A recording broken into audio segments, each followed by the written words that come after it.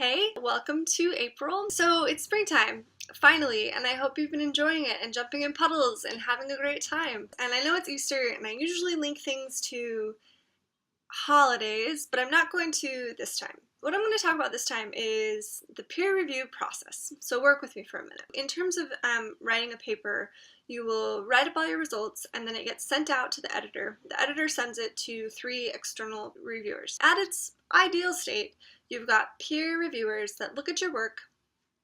They decide whether or not it's a contribution to the field. They decide whether or not you've thought through the experiments and whether or not you're missing anything. And then, they like edit grammar, that type of thing. It has taught me a lot about disagreement and about conversations in terms of things that are kind of tricky to navigate. So let's say that you get a paper and you're like super fired up. And I find actually that I'm a better reviewer when I am super fired up. So I will think about what happened in the paper, think about whether or not it's a good argument, and form all of my opinions. But when it comes to communicating those opinions, I have to go back and edit and then tone it down so that it's more constructive.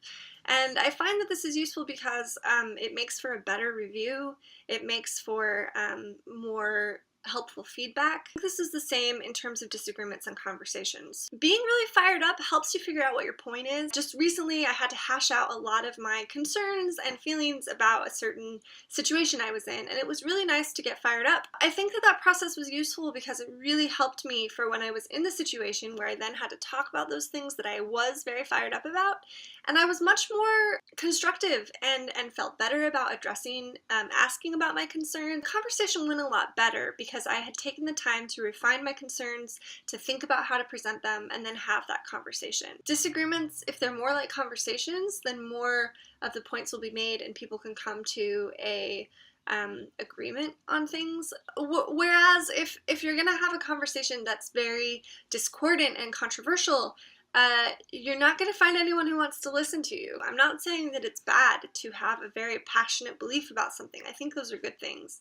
I think that when you're presenting those things to people who don't have that perspective, you have to change your tone because they won't listen to you if you don't value them as a person and value their perspective and value what they have to say. I mean, I hate to say it, but I think it comes back to you have to value each other as human beings in order to have conversations about things that matter. For some reason, we've lost this in conversations on the internet. In the comments, people forget tact. We've forgotten this virtue of tact, this virtue of being able to say things in a way that is not harmful or discordant or offensive to other people.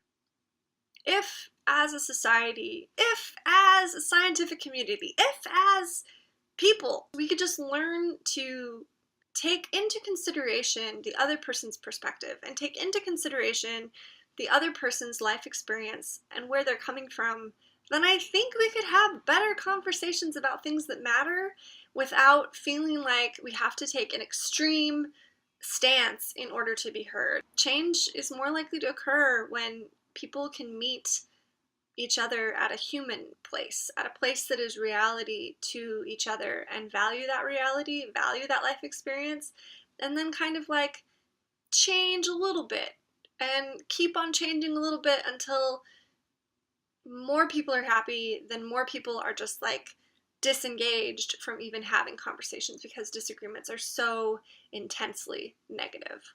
So, peer review system. I mean, I think it works because everyone knows they're going to have to serve time and we're going to have to run into each other at these conferences. Like, the science world is very small. If the world still felt small, if it still felt like if I said something to this person who was my sister's friend on some comment thread somewhere and I was going to run into that person, I would probably be nicer.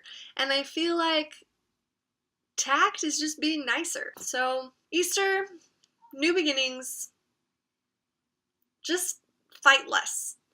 Have more tact. Anyway, I'll see you in May. I'll probably be in a different place, different time, different state. No, I'm just kidding. Oh, yeah, no, different state. Okay, bye.